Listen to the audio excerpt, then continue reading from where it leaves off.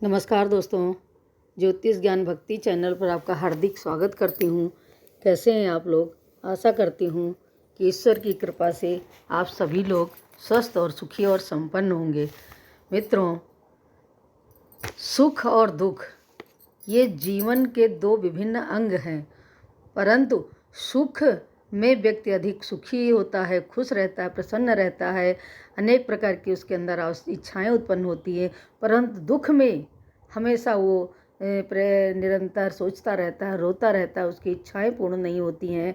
तो सुख और दुख जीवन के क्या कारण है और क्यों आते हैं, आज इसी पर चर्चा हम आप लोगों के साथ करेंगे।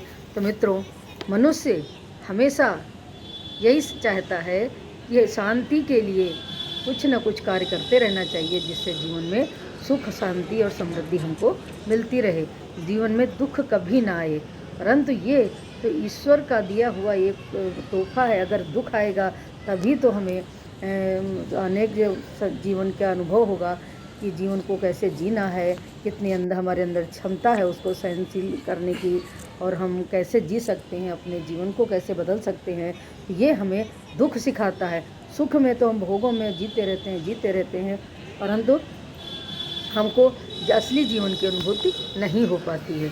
तो मित्रों, आज हम इसी पर आप लोगों से चर्चा करेंगे कि मनुष्य सदैव शांति के लिए कुछ न कुछ यत्न करता रहता है।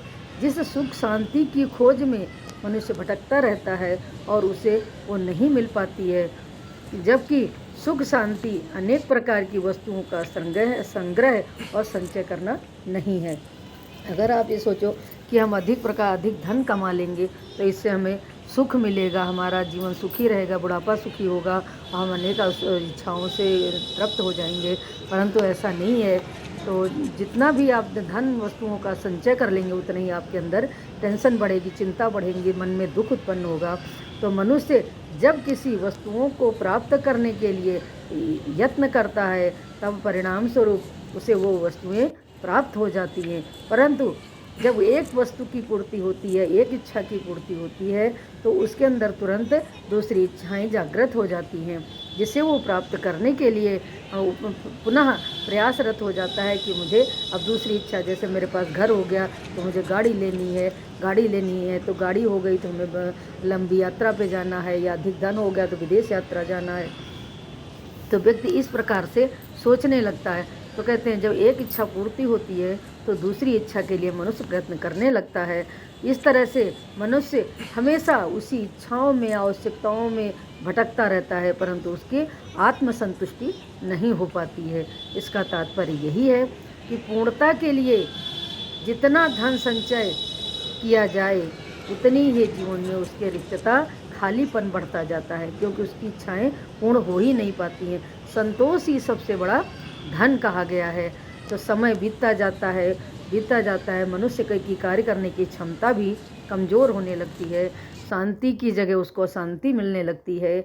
एक दिन ऐसा आता है कि वो इतना परेशान होता है, या किसी मंदिर में जाकर माथा पीटने लगता है, या नदी के किनारे जाकर के आत्महत्या की सोचने लगता है। जब उसकी इच्छाएं पूर्ण नहीं होती हैं, तो वो मन में उसके बुरे विचार आते हैं, वो गलत कदम उठाने लगता है।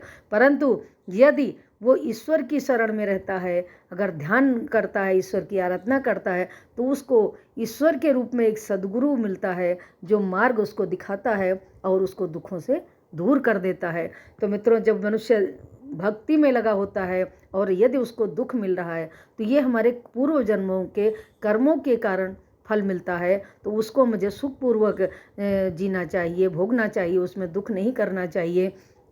जब मनुष्य ईश्वर की शरणागति लेता है, तो उसको सद्गुरु या कोई संत ऐसा मिलता है जो उसको मार्ग दिखाता है।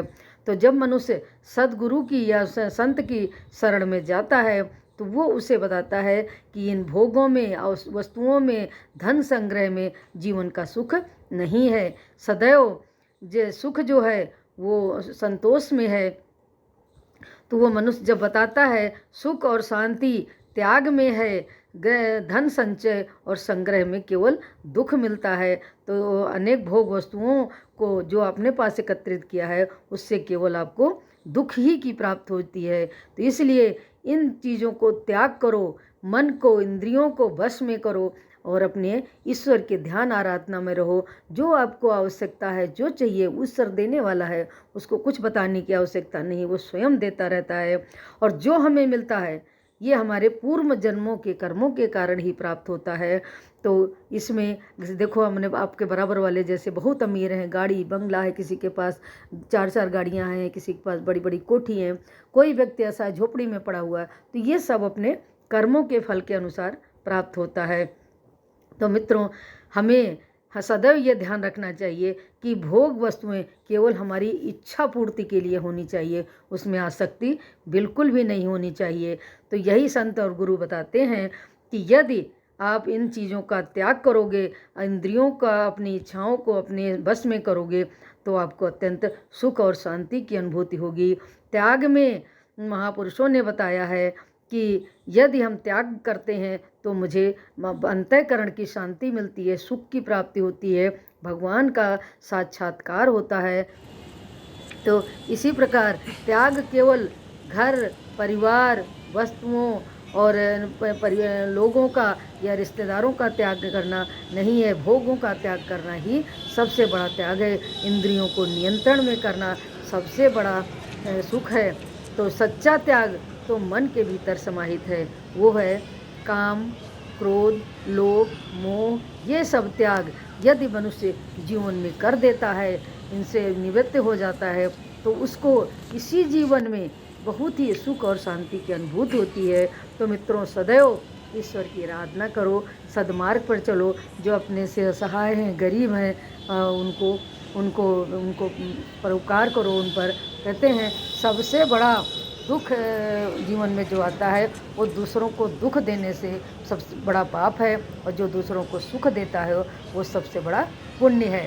तो जीवन का यही क्रम हमेशा जीवन में धारण करना चाहिए कि लोगों की परोपकार करो, दया करो, पुण्य करो, तो भगवान आपको इस जीवन में तो सुख देता ही देता है, अगले जन्म में भी अच्छा जीवन मिलता है और आपको सुख की प्राप्ति होती है। तो सदैव मित्रों, ईश्वर की शरणागति होकर के सद्मार्ग पर चलना चाहिए, अच्छे विचार मन में लाना चाहिए, तभी हमारी इस मनुष्य जीवन की सार्थकता है।